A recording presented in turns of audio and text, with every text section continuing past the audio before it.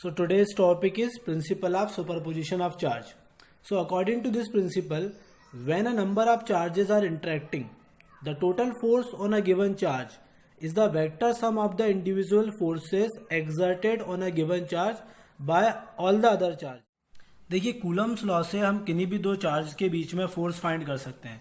जैसे मान लीजिए यहाँ पे दो चार्जेस हैं, Q1 and Q2 are the two charges placed at a distance r, then the force between them is easily found by the Coulomb's law. मगर यदि दो से ज़्यादा चार्ज आ जाते हैं, जैसे मान लीजिए एक चार्ज यहाँ पर और है, जिस the charge is Q3 which is also a positive charge, then how we find the force on a charge Q1. क्योंकि अब Q1 पर Q2 भी फोर्स लगाएगा और Q3 भी फोर्स लगाएगा. उसी तरीके से चार्ज Q2 पर Q1 और Q3 दोनों फोर्स लगाएंगे, चार्ज Q3 पर Q1 और Q2 दोनों फोर्स लगाएंगे. तो अब किसी भी चार्ज पर यदि हमें नेट फोर्स फाइंड करना है तो हमें क्या आना चाहिए, प्रिंसिपल ऑफ सुपरपोजिशन. तो हम कैसा फाइंड करेंगे, देखिए यदि हम ये मान लेते हैं कि Q1 और Q2 जो चार्ज है उनके बीच की डिस्टेंस है R1, यहाँ पर Q2 और Q3 फाइंड कर मिला लेते हैं, इनके बीच की डिस्टेंस R2 और Q1 और Q3 के बीच की डिस्टेंस हम मान लेते हैं R3. Then the force between charge Q1 and Q2 कितना होगा बाय कूलम्स लॉ से, the force between charge 1 and 2 is 1/4 pi epsilon naught Q1 Q2 upon R1 square newton. उसी तरीके से the force between 2 and 3 is 1/4 pi epsilon naught, या के भी लिख सकते हैं इसकी जगह पर, Q2 Q3 R2 का square. Similarly the force between 1 and 3 is 1/4 pi epsilon naught Q1 Q3 upon R3 square. तो ये आ गया the force between any two charges. एक सबसे खास बात यहाँ पर है, the force between any two charges does not affected by the third charge. मतलब Q1 और Q2 के बीच में जो फोर्स है वो अभी भी कितना है, 1/4 pi epsilon naught Q1 Q2 upon R1 square. It does not affected by third charge. उसी तरीके से the force between Q2 and Q3 does not affected by Q1 charges.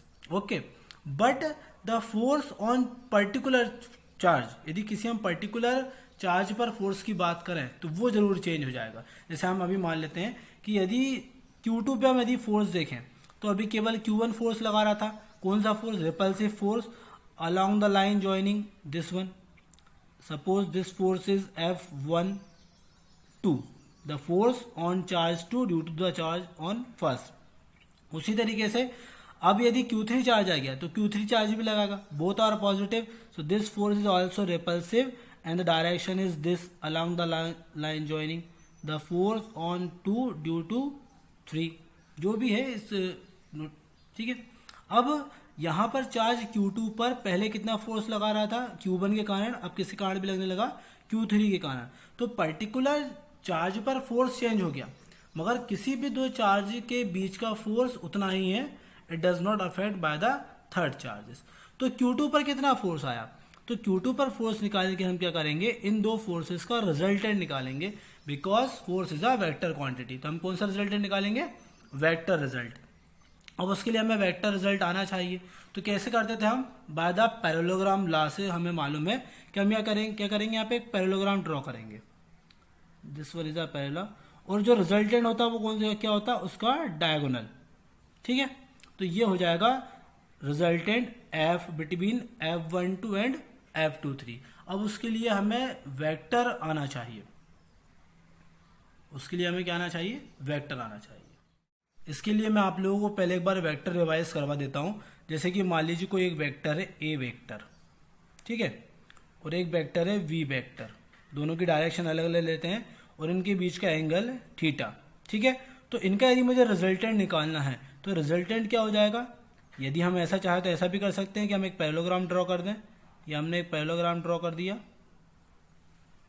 ठीक है, और ये डायगोनल जो होगा वो इसका क्या हो जाएगा, रिजल्टेंट. इसको हम आर से डिनोट करते हैं. So what is the resultant, what is the formula, हमने 11th क्लास में पढ़ा है. The formula for a resultant A square plus B square plus 2 A B cos of theta. तो इस प्रिंसिपल को हम इस न्यूमेरिकल से समझने की कोशिश करेंगे।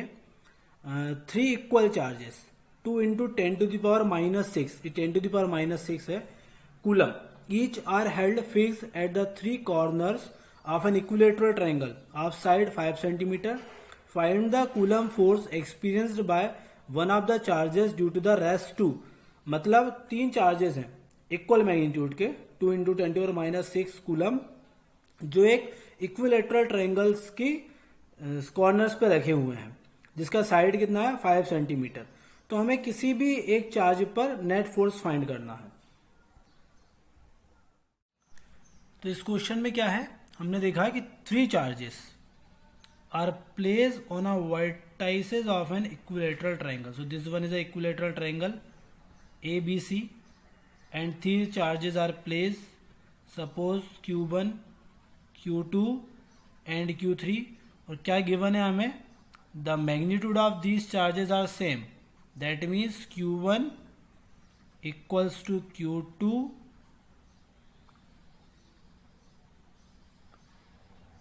Equals to Q3 equals to 2 into 10⁻⁻6 coulomb, and it is a equilateral triangle, so distance is also same, so r equals to 5 centimeter and unit is in SI system, so converted it into a meter, so 5 into 10⁻⁻2 meter। So all the 3 charges are same and distance is also same, so force is also same, so that means the force on a first charge due to a second charge and the force on a first charge due to a third charge, the magnitude of this force are equal because the value of charge is equal and the distance is also equal। So this force is 1/4 pi epsilon naught Q1 Q2 upon R square। अब यहाँ पर हम चाहे Q1 Q2 लें चाहे Q2 Q3 लें, क्योंकि charges की वैल्यू सेम है, इससे फर्क नहीं पड़ेगा। तो क्या आएगा ये 1/4 pi epsilon naught 9 into 10⁻⁹। What is the value of Q1 2 into 10⁻⁻6 and Q2 2 into 10⁻⁻6।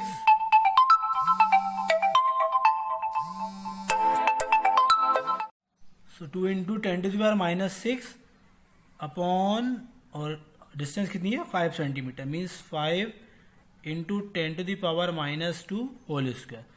So solve this, so the answer is 14.4 Newton. तो कितना फोर्स लग रहा है 14.4 न्यूटन। मतलब Q3 Q1 के ऊपर कितना फोर्स लगा रहा है 14.4 न्यूटन, और उतना ही फोर्स लगाया Q2 ने। मगर यहाँ पर एक चीज है, डायरेक्शन अलग होगी। Q3 और Q1, Q3 जो लगाएगा वो इस डायरेक्शन में लगाएगा, the force on one due to third, और Q2 जो फोर्स लगाएगा वो इस डायरेक्शन में लगाएगा, क्योंकि ये कैसा फोर्स है, repulsive force. The force on one due to 2। तो ये ए चार्ज मतलब जो Q1 चार्ज है उस पर कितने फोर्स लग रहे हैं, 2 फोर्सेस लग रहे हैं, दोनों का मैग्नीट्यूड सेम है मगर दोनों की डायरेक्शन अलग अलग है। तो हमें इन दोनों का रिजल्टेंट निकालना है। इन दोनों का रिजल्टेंट क्या होगा, तो अभी मैंने तुम्हें बताया कि रिजल्टेंट के लिए जो हम क्या करेंगे, बाय पैरेललोग्राम लॉ यूज करेंगे, और ये जो डायगोनल होता है ये इसका रिजल्टेंट होगा। सो हमारे पास फॉर्मूला भी है रिजल्टेंट का। What is the formula, F equals to √a² plus b² plus 2ab cos theta. So F12² plus F13² plus 2F12 F13 cos of theta. ठीक है, पुट द वैल्यूज।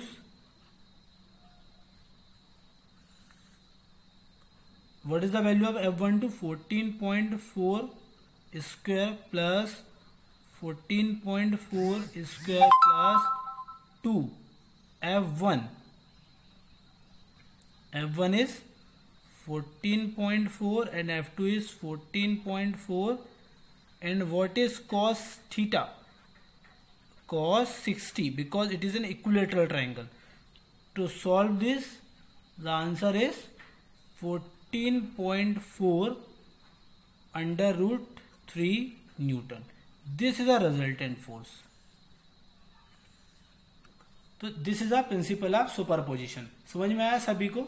मतलब यदि हमें केवल दो चार्जेस होते तो दो चार्जेस के लिए केवल हमें सिंपल फॉर्मूला यूज करना है, मगर यदि दो से चार्जेस होंगे तो हम उस पर्टिकुलर चार्ज पर सभी के लिए फोर्स निकालेंगे और उन सभी का वेक्टर सम लेंगे, तो वो रिजल्टेंट फोर्स आ जाएगा.